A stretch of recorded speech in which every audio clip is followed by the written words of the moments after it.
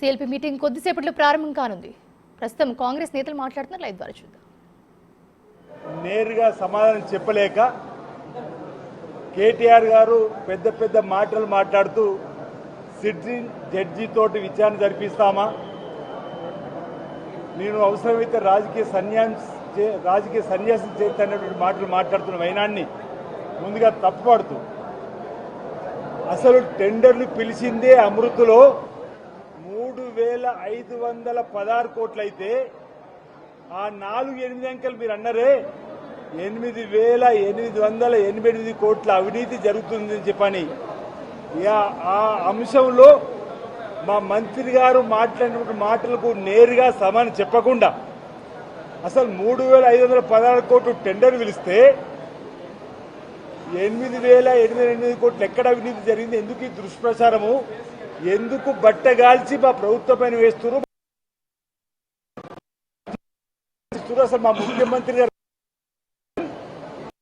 Upender Reddy ex-MLA మీ సంఖ్యలో ఉన్నటువంటి వారి అల్లుడు అని చెప్పని అంత కరెక్ట్ గా చెప్తూ, ఒకవేళ అందులో అవినీతి అక్రమాలు నిరూపిస్తే నేను మంత్రి పదవి రాజీనామా చేస్తే, లేదంటే నువ్వు రాజీనామా చేయి ఈ రోజని సవాలు విసిరితే దానికి నేరుగా వచ్చి నువ్వు స్పీకర్ ఫార్మెట్ లో రాజీనామా సిద్ధంగా ఉండాల్సింది పోయి మళ్ళీ సిట్టింగ్ జడ్జి అని సన్నాయి నొక్కులు నొక్కడం. ఇప్పటికే సిట్టింగ్ జడ్జీల ద్వారా విచారణ జరుగుతుంది, కాళేశ్వరం పైన జరుగుతున్నాయి, టెలిఫోన్ ట్యాపింగ్ల పైన జరుగుతుంది. ఒకటి తర్వాత ఒకటి మీ 9 సంవత్సరాల అవినీతి పరిపాలన పాపాల పుట్ట బయటపడుతుంది. తప్పు త్వరలోనే చట్టపరంగా జరగబోయేది జరుగుతుంది.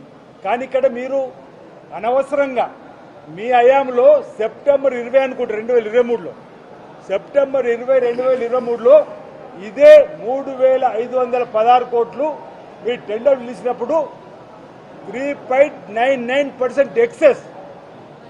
అదే టెండర్ మీ వచ్చిన తర్వాత 1.5 చేంజ్ ఏదో మేము తక్కువ టెండర్కు ఓపెన్ చేసి 54 కోట్లు మేము ఆదా చేసి ఈ ప్రభుత్వం ఈ విధంగా ముందుకు పోతుంటే ఏదో రాఘవ కన్స్ట్రక్షన్ చెప్పనేటువంటి పేరిట మంత్రి ఈరోజు దుష్ప్రచారం మాట్లాడు.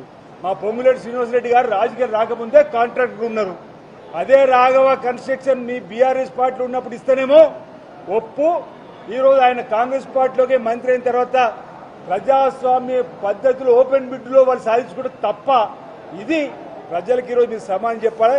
ఈరోజు మీరు రోజుకో ప్రెస్ మీట్ పెట్టి ఈ ప్రభుత్వాన్ని బదిలీ చేయాలని చెప్పి చూస్తే ప్రజలు నమ్మరు, ప్రజలు విశ్వాసం మీరు కోల్పోయినరు. మీరు రోజుకో ప్రెస్ మీట్ పెడితే మీరు రోజుకొకరము. మా నాయకత్వం ఈరోజు తెలంగాణ కాంగ్రెస్ పార్టీ గెలిపించిన మా ఎమ్మెల్యేలు, ఎమ్మెల్సీలు, ఎంపీలు అందరం కూడా మా కాంగ్రెస్ పార్టీ నాయకత్వం ప్రతి దానికి వివరణ ఇవ్వడానికి సిద్ధంగా ఉంది. ఇక్కడ ఎవరు కూడా మీ ప్రెస్ మీట్లకు మీరు తప్పుదారి ప్రజలు పట్టించేటువంటి కార్యక్రమం చేస్తే ప్రజలు వింటారని కూడా మీ భ్రమ అనేటువంటి మాట ఈ సందర్భంగా తెలియజేస్తా ఉన్నా.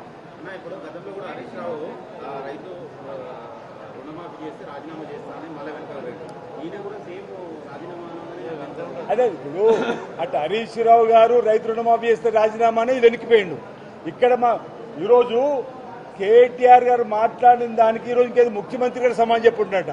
అసలు నిన్నటి రోజు మా పొంగులేటి శ్రీనివాసరెడ్డి గారు మాట్లాడే మా ఎక్కువ మీ మీద ఈరోజు మంత్రి పదవికి రాజీనామా చేస్తానని చెప్పని ఛాలెంజ్ ఇచ్చినటువంటి సందర్భంలో దానికి మీరు సిద్ధం కాక గతంలో హరీష్ రావు గారు అదేవిధంగా ఈరోజు ఈయనకు రాజీనామా వెనక్కిపోవడం, ఎందుకంటే మళ్ళీ ఇబ్బందికర పరిస్థితి ఎందుకు ఎదుర్కోవాలని చెప్పని ఈరోజు ప్రజలను పక్కదారి పట్టించడం మానుకోవాల్సిందిగా ఈ సందర్భంగా తెలియజేస్తా ఉన్నా.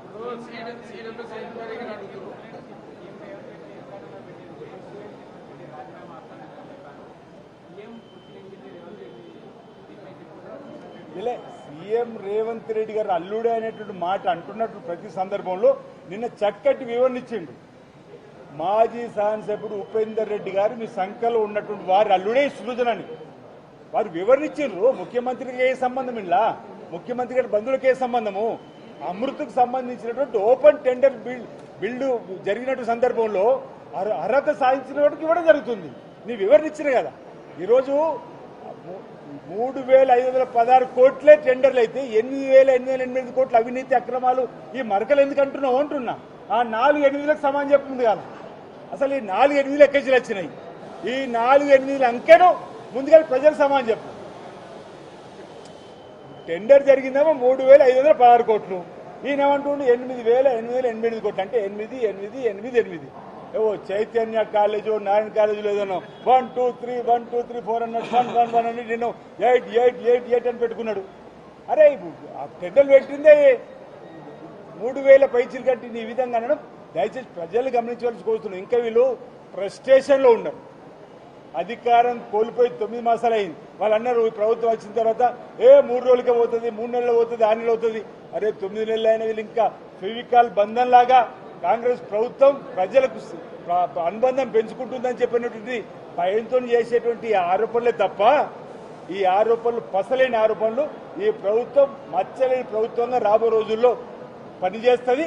మరో 5 సంవత్సరాల తర్వాత కూడా ప్రభుత్వం తీసుకురావడం కోసం ఈ ప్రభుత్వ అధినేత రేవంత్ రెడ్డి గారు మా మంత్రులందరూ కృషి చేస్తారని ఈ సంగతి తెలియస్తా ఉన్నాం. ఇప్పుడు మీ కేటీఆర్ మాట మాట్లాడుతూ అధికారం 10 ఏళ్ళ అధికారంలో ఉన్నప్పుడు సమాచారం ఎట్లా తీసుకోవాలో మాకు తెలియదు. అంటే మీ శాఖ మీ ప్రభుత్వంలో ఉన్న అధికారులే సమాచారం ఇస్తారా? సరే ఇప్పుడు సమాచారాన్ని వాళ్ళు ఎలా తీసుకున్నా మాకు అభ్యంతరం లేదు.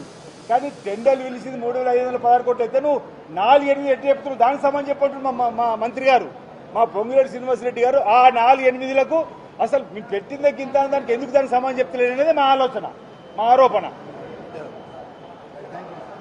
Okay right.